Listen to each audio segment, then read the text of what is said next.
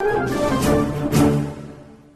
bonsoir tout le monde, merci d'être venu en si grand nombre. Mon nom est Igor Simonet, bienvenue au Igor Fest 2009.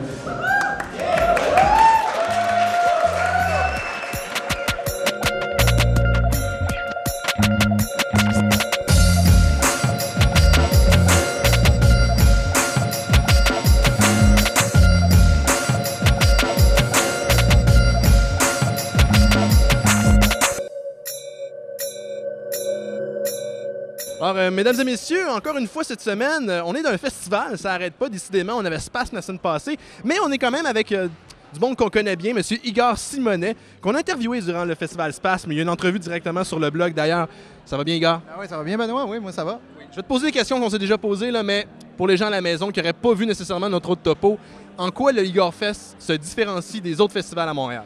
Bien écoute, premièrement, moi j'essaie de prendre du court-métrage fait au Québec, en anglais ou en français, et du court-métrage que je considère accessible. Alors, le Igor Fest, que je fais à tous les 2 ans, je trouve que c'est une bonne occasion de s'initier au court-métrage. Il y a beaucoup de monde qui se demande, mais c'est quoi le court-métrage?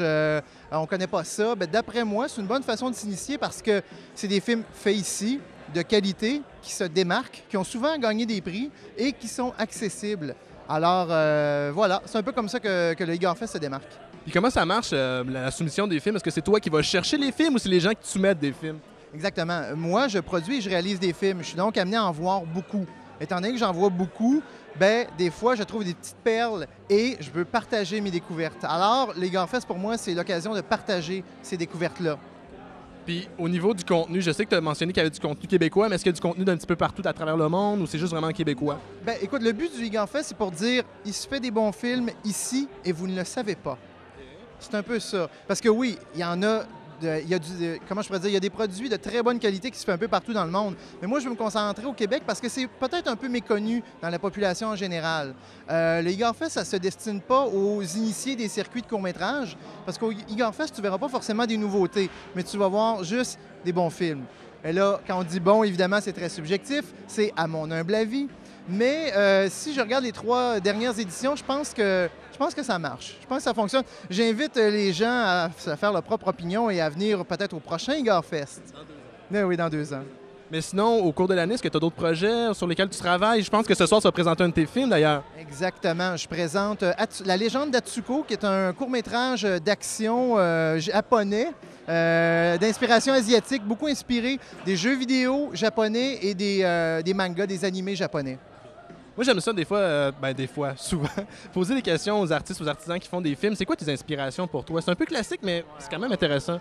Ben écoute, justement, tout ce qui est jeux vidéo, moi, je viens du monde de l'informatique, si on veut, c'est mon travail.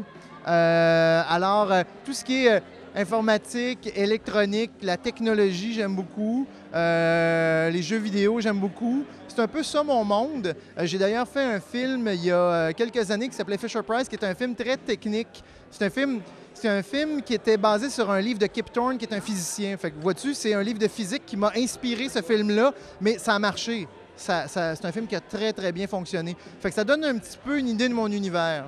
Très scientifique, un gros background technique et scientifique dans ce que je fais. Alors, tu penses que, est-ce que tes films sont plus axés dans la réalité, comme de l'anticipation hardcore? Ou... Ouais, moi, je te dirais, oui, c'est de l'anticipation puis c'est de l'extrapolation. Oui, mais si telle chose, oui, mais on essaie de pousser un peu plus loin le concept. On a des concepts de base, par exemple, en physique ou peu importe. Et qu'est-ce qui arrivait si telle chose? Alors, on explore, c'est de l'exploration. Puis ce que j'aime, moi, quand je crée des courts-métrages, des films, c'est d'amener le public ailleurs. L'histoire de les faire décrocher. Le film que je vais vous présenter ce soir, La légende d'Atsuko, je crois qu'on est vraiment ailleurs. Peux-tu nous expliquer un peu le déroulement de la soirée? Comment ça va se passer? Ce qui se passe, c'est qu'on va avoir 2 gros blocs de court-métrage, disons environ 1h10 de court-métrage. Il va y avoir une pause et à la toute fin, je présente Atsuko. Et par la suite, on continue. Alors, c'est l'occasion aussi pour moi de revoir beaucoup d'amis.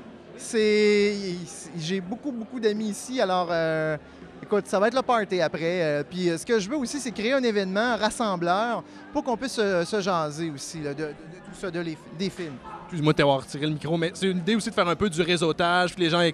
Parce que j'ai vu du monde de Fantasia, du monde de Space, c'est un peu la même gang en même temps. Là. Oui, absolument, absolument. Mais j'essaie du moins d'élargir ce cercle-là pour que ça ne s'adresse pas forcément aux initiés, mais À tout le monde. Mais à tout le monde. Oui, exactement. Moins hermétique.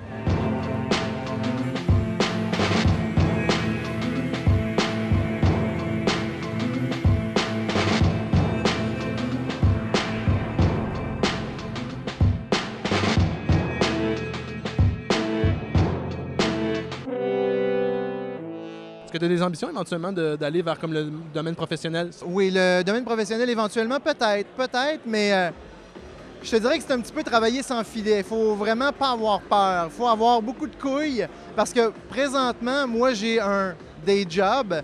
J'ai un bon travail qui me permet justement à côté de produire des films, de mes films et des films des autres. Comme j'ai produit le dernier film d'Isabelle Grondin, je vais produire le prochain film de Carniard et de Cyle Disjoncte. Donc, on est en tournage dans quelques mois. Donc, je suis également producteur aussi. J'ai un volet producteur. C'est pour ça qu'Isabelle elle m'a dit que tu es le dernier mécène de Montréal. Oui, selon elle. Non, mais je ne suis pas le dernier. C'est juste qu'on ne les connaît pas. Ils sont méconnus. Et voilà. Oui, j'aime bien encourager le talent local aussi, évidemment. Éventuellement, as-tu des ambitions, peut-être que je t'avais déjà demandé, mais d'aller vers le web ou vers une autre plateforme, peut-être la télévision? Écoute, il y a plusieurs façons d'utiliser le web. Il y en a qui utilisent le web strictement pour, justement, la diffusion.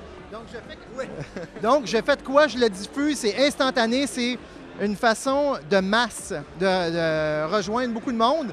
Quand je fais des projets du genre court-métrage, je veux que le court-métrage ait une vie de festival avant.